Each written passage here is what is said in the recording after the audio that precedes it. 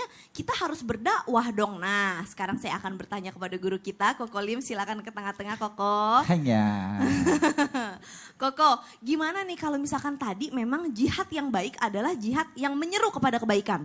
Artinya berdakwah.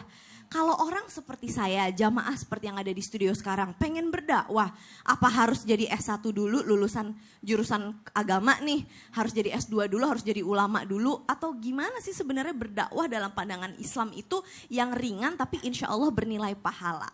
Mohon tausiahnya. Assalamualaikum warahmatullahi wabarakatuh.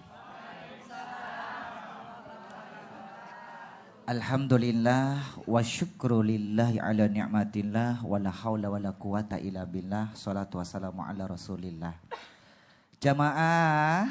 Yeay. Oh jamaah. Yeay. Alhamdulillah. Ini bunda-bunda dari bajunya kuning-kuning kebanyakan ya. Masya Allah. Good morning, selamat pagi. Jilbab kuning belum mandi.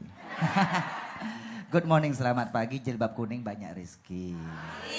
Sebentar selalu dijawab, mau tanya, Bunda dari mana Bunda? Dari Ungaran. Ungaran, Semarang.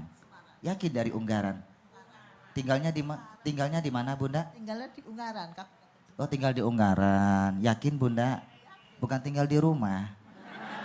Tinggalnya di rumah, alamannya Ungaran. Subhanallah, jauh-jauh dari Semarang datang ke Islam itu indah, luar biasa. Nah, sekarang bagaimana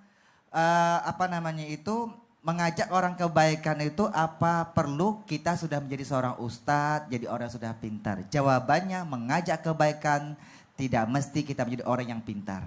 Tidak mesti kita menjadi seorang ustadz, seorang guru dan sebagainya. Kenapa? Karena Rasulullah mengajarkan balighu anni walau ayah. Sampaikanlah dariku walaupun cuma satu ayat. Sampaikanlah walau satu ayat. Sampaikanlah walau satu ayat. Karena itu tugas kita semua. Betul nggak Bunda? Halo, masih hidup? Masih. Nah subhanallah. Tapi ketika mengajak kebaikan, ketika orang yang diajak dia tidak mau, tidak ada perubahan. Kuncinya ketika mengajak kebaikan kita tidak boleh merasa lelah dan tidak boleh putus asa. Caranya bagaimana? Ketika mengajak kebaikan, contoh baginda Nabi Muhammad. Koko Lim itu ketika masuk Islam sudah 26 tahun. Ketika masuk Islam, mengajak kebaikan, Koko tidak kenal putus asa. Caranya bagaimana? Contoh baginda Rasulullah. Ketika baginda Rasulullah menebarkan kebaikan, mengajak kebaikan, diancam mau dibunuh, dilempar kotor onta, diancam mau dibunuh, dilempar pakai batu, berdarah fisik beliau. Tapi hebatnya hati beliau tidak pernah berdarah. Kenapa orang sekarang ketika mengajak kebaikan, fisik belum berdarah, tapi hatinya sudah berdarah? Cementong. Hanya. Makanya kita itu sama baginda Rasulullah itu cuma beda sedikit. Betul nggak Bunda? Bunda? Betul nggak cuma beda sedikit? Rasulullah sedikit makan, kita sedikit-sedikit makan. Baginda Rasulullah sedikit tidur, kita sedikit-sedikit tidur. Baginda Rasulullah sedikit marah, kita sedikit-sedikit marah. Rasulullah sedikit-sedikit ke masjid, kita sedikit ke masjid. Rasulullah sedikit-sedikit bersedekah, kita sedikit sedekah. Ternyata betul kan? Kita sama baginda Rasul cuma beda sedikit. Hanya.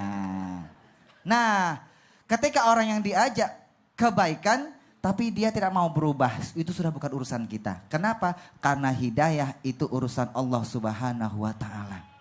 Allah jelaskan dalam Al-Quran, laisa alaika hudahum walakinallah yahdi man yasha. Bukan Nabi Muhammad, bukan kita yang memberikan hidayah Bu, tapi Allah Subhanahu wa taala yang memberikan hidayah. Dalam ayat yang lain, innaka la tahdi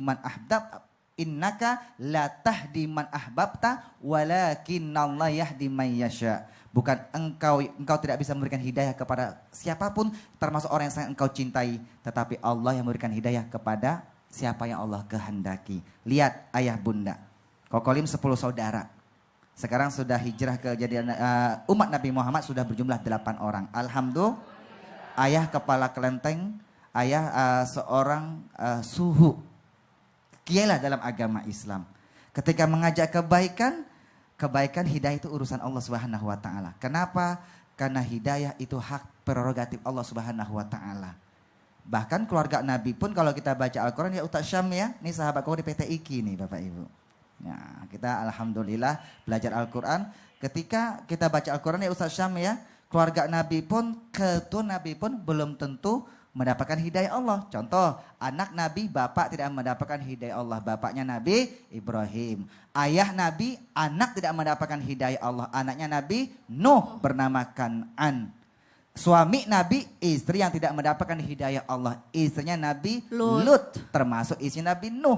Bahkan keponakan Nabi, paman yang tidak mendapatkan hidayah Allah. Pamannya baginda Nabi Muhammad, Abu Jahal dan Abu Lahab. Keluarga Nabi pun, keturunan Nabi pun belum tentu bisa mendapatkan hidayah Allah. Tapi alhamdulillah, kita yang hadir di sini Caca, Ya. keluarga Nabi pun juga bukan. Enggak. Keturunan dekat Nabi pun juga bukan. Kita diberi hidayah oleh Allah berupa agama Islam. Amin. Alhamdulillah. Insyaallah. Jaga Islam itu baik-baik. Insya Allah. Tapi kan baginda Rasul sebelum beliau wafat kan beliau ingat sama kita. Umati. Betul. Umat yang di akhir zaman kan. Itu Padahal nggak dia. hidup bersama beliau. Jadi banyak-banyak sholawat mengingat beliau. Sholawat. Semoga Karena kita dapat syafaatnya Betul. insya Allah Kenapa ya. kita masih banyak sholawat? Bentuk kita kepada Nabi Muhammad. Kita kenal Islam karena perantara baginda Nabi Muhammad. Masya Allah, jazakallah khair. Subhanallah. Kasih tepuk tangan dong Bu Sisi, buat Caca. Kok Olim, Syekh